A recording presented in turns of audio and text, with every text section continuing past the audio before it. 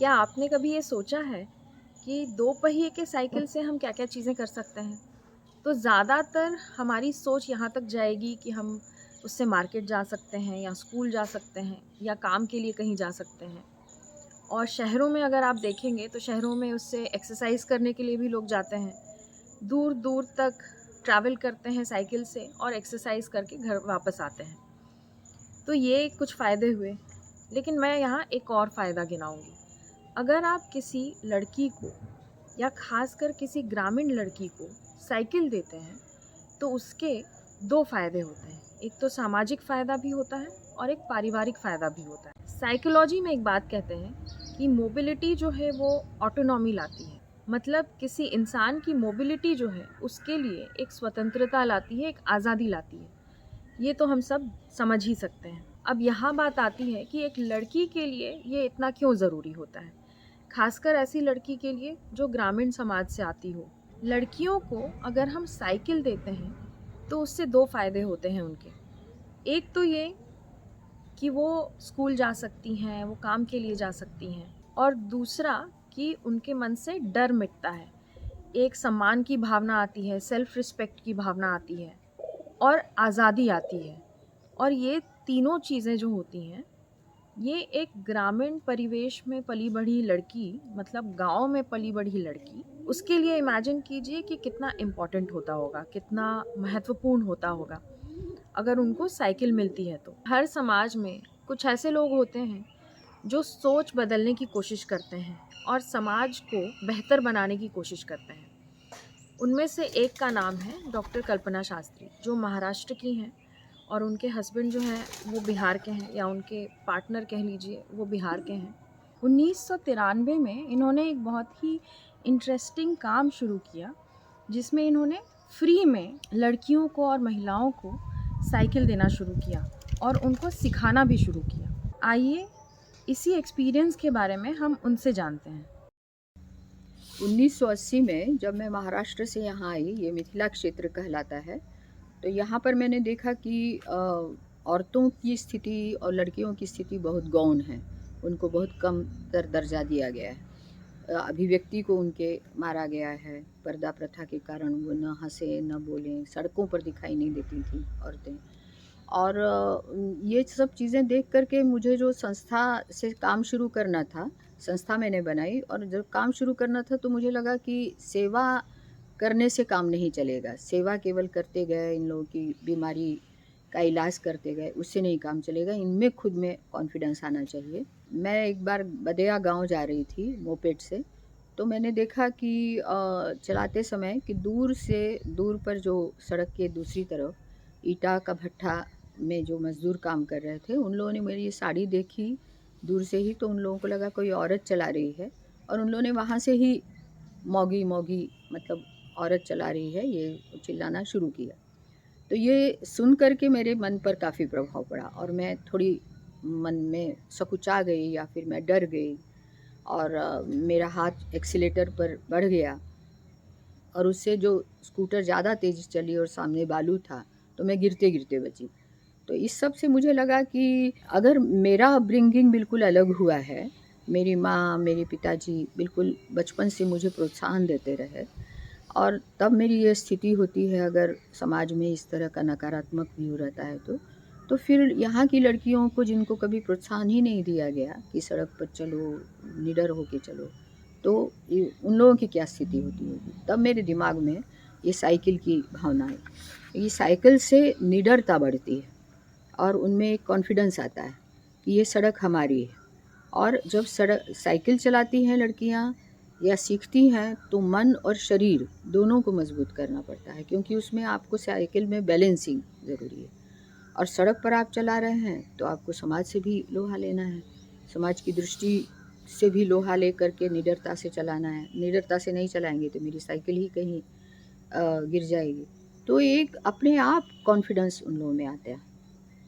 ये चीज़ मैंने देखी और इसलिए मैंने फिर एक प्रोजेक्ट बनाया और ये समझाया फंडिंग एजेंसीज़ को कि आप साइकिल दीजिए। और मैंने यहाँ करीब-करीब 500 साइकिलें बाँटी।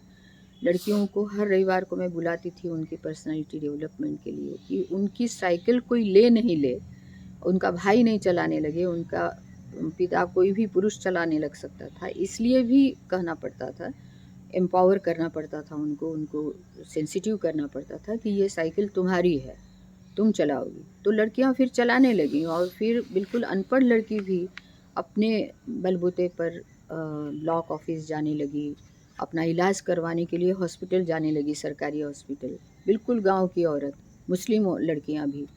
इस तरह से उन लोगों ने हिम्मत की और कई हिम्मत में तो उनके घर वालों ने साथ दिया। धीरे धीरे लड़कियों ने ये जो सीखा, तो इनमें कई मुस्लिम लड़कियां भी थीं, मुस्लिम लड़कियां भी निकलने लगीं, उन लोगों के समाज ने उनको थोड़ा रोका, मगर इसके बावजूद कई लोगों ने साथ भी दिया। वो अपना इलाज करवाने के लिए सरकारी अस्पताल जाने लगीं और काफ़ी दंदनाते हुए साइकिल दिखने लगी इस रोसड़ा के क्षेत्र में। तो ये चीज़ बहुत बड़ा परिवर्तन लाने वाली थी, लोगों की दृष्टि भी बदली इससे, समाज का एक अपलिफ्टमेंट भी हुआ और लड़कियों का तो दृष्टिकोण बदला ही। भले ही फिर उसके बाद वो उस गृहस्थी के चक्र में फिर से फंसी ही। बिहार में काम के आधार पर जो मुझे अनुभव आए, तो उस पर मैंने किताब लिखी। उसका हिंदी भी है, मराठी भी वर्षन है और इंग्लिश भी है। हिंदी में उसका नाम है बिहार के मेरे 25 वर्ष, मराठी में मी अनुभव लेला बिहार और इंग्लिश में जो है वो ग्लिम्स ऑफ बिहार। तो इसमें मैंने इन सब घटनाओं को भी बहुत अच्छे से विश्लेषित किया है।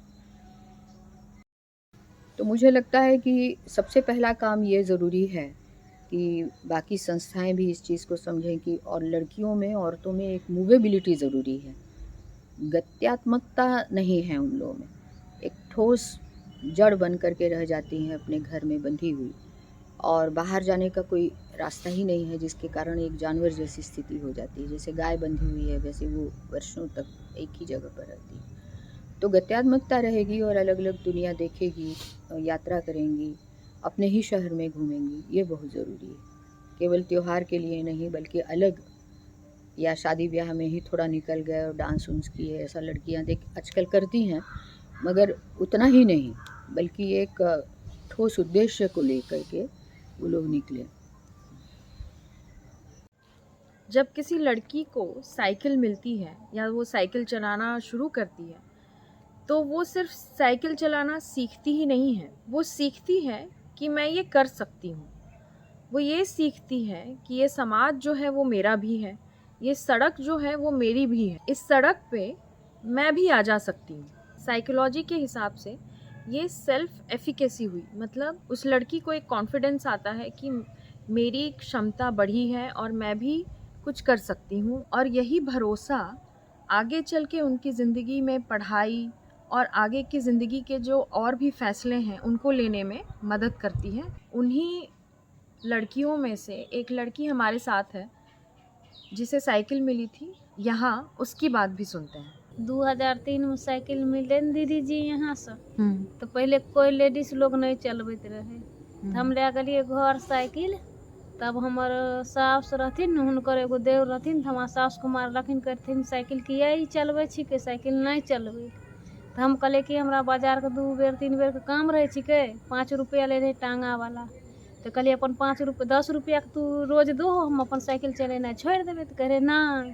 हम अपन आरो ओकरा देखे रही, तो अपन जोर जोर से घंटी बजबैत रही, हम अपन हियाँ चलि आबे रहिए मैडम जी। देख जेबो करी तो अपन घंटी बजबैते हम अपना घर चलि जाए। सास को कौन मारता था? हुनकर देवर। साइकिल हम चलबे रहिए ने, कह रहे साइकिल नहीं चलबै। तो उसको काहे मारता था? हम हुनका कहे रहे कि तू ही फ्री दे देलही न, तेसी साइकिल चलबै छिके। हमर सास कहे रहथिन अपन एकरा जे बढ़िया लगे छै से काम करे छै, गलत काम नहीं करे छिके, बढ़िया काम न करे। तो उसके बाद क्या हुआ? मान गया? हाँ। कैसे? तब अपने आप को हम अपन जाए रही, घंटी बजबैते जाइए, तो मन में अपने आप खराब लगो लगले, तो हमरा कथी लोग कहते, हमरा कुछ कहबे नहीं करे। अपने आप को अपन चुपचाप ठीक भे गए। हम घंटी देखिए ना, ओकरा तारो जोर जोर बड़ी दूर से घंटी बजे, हमें जाए रही। बहुत बात होले, हमें डरे नहीं रही ककरो से। लेकिन एक लड़की को साइकिल देना सिर्फ उसी लड़की को आगे बढ़ाना नहीं होता है, उससे उसके आगे की जो जनरेशन्स हैं, चाहे वो लड़का हो चाहे लड़की हो, दोनों को ही आगे बढ़ाता है, उनकी आगे की पीढ़ियों को एक अलग रास्ता देता है। के पीछे में बैठ घूमने कहीं जाते थे तो हम उसको बस देखते थे कि कैसे चला रहे हैं। तो बस देखते ही देखते हम सोचे कि देखते हैं हम भी चला के। देखे तो हमको थोड़ा बहुत चलाने आ गया और चलाते चलाते फरेश भी हो गए और कहीं भी चले जाते चलाते। किसको देख रही थी चलाते हुए? वही भैया लोग भैया घूम लोग। रहे थे। हाँ, तो डर नहीं लगा? गिरी? गिरे थोड़ा बहुत। एक दो बार गिरी? जैसे साइकिल चलाते हुए भी तो एक दो बार गिरा जाता है आदमी। तुमने गिरी थी? अपने मन सीखोगे हम गिरबे नहीं करी कहीं। हाँ, अब फिर लोग बोलता भी है यहाँ अब पे। बोलते थे उस पर ध्यान ही नहीं देते थे। हाँ, लेकिन बोलता था। बोलते थे कौन बोलते थे? वही अगल बगल क्या? कि गाड़ी चला रहे हैं देखो कैसे। बस हम उस पर ध्यान ही नहीं देते थे, बस चलाते थे। एक लड़की को साइकिल देना सिर्फ उसी लड़की को बदलना नहीं था, ये आने वाली पीढ़ियों के लिए रास्ता बनाना था। एक समय था जब साइकिल चलाना भी बगावत माना जाता था और आज बेटी बाइक चला रही है और माँ पीछे बैठी है। यही है असली सामाजिक बदलाव।